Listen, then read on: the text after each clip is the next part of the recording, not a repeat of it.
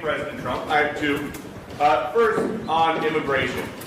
What made you change your mind about targeting in California farmers and people in the hotel and leisure business? Well, we're not targeting. In fact, if you look today, I put out a statement today about farmers. Our farmers are being hurt badly by, they have very good workers. They've worked for them for 20 years. They're not citizens, but they've turned out to be, great. And we're going to have to do something about that. We can't take farmers and take all their people and send them back because they don't have maybe what they're supposed to have, maybe not.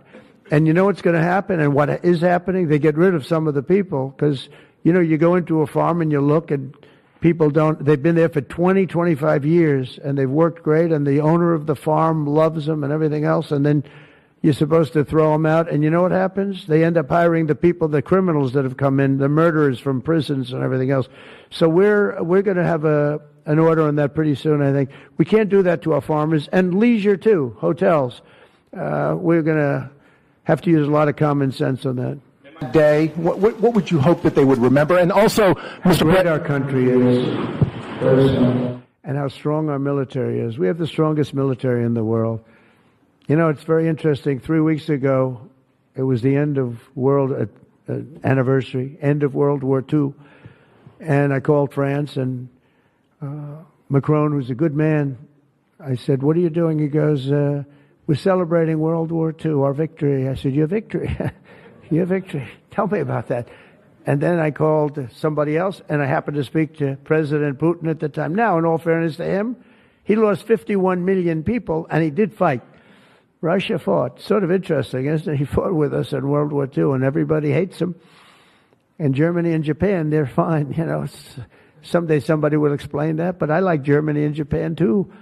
But Putin is a little confused by that, He said, we lost 51 million people, and we were your ally, and now everybody hates Russia, and they love Germany and Japan. I said, let's explain that sometime, okay? But it's a strange world. But I will say this, look, I want them to go away saying how great our country is and how great our military is. And I was making all these calls. For some reason, I spoke to like 4 different places. Sir, are you celebrating? And I said, we won World War II and World War I, right? We won them. And yet we're the only country that doesn't celebrate. Everybody's celebrating except us. And I said, we should celebrate too.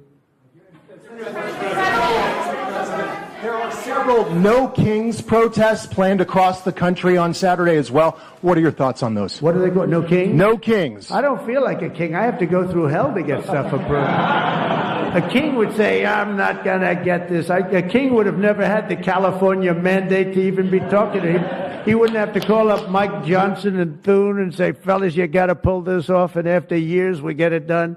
No, we're not a king. We're not a king at all. Thank you very much.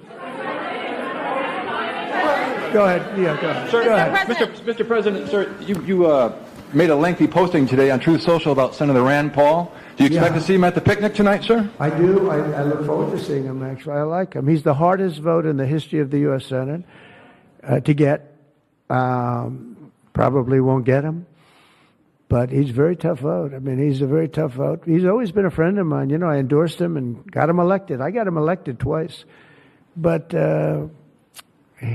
I don't think he understands how great this bill is. This is a great bill.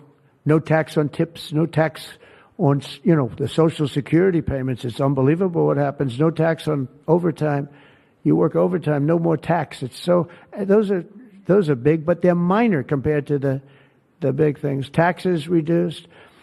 And let's look at the other side. If it doesn't get approved, a 68% tax increase, 68%, including the fact that the Trump tax cuts kick in.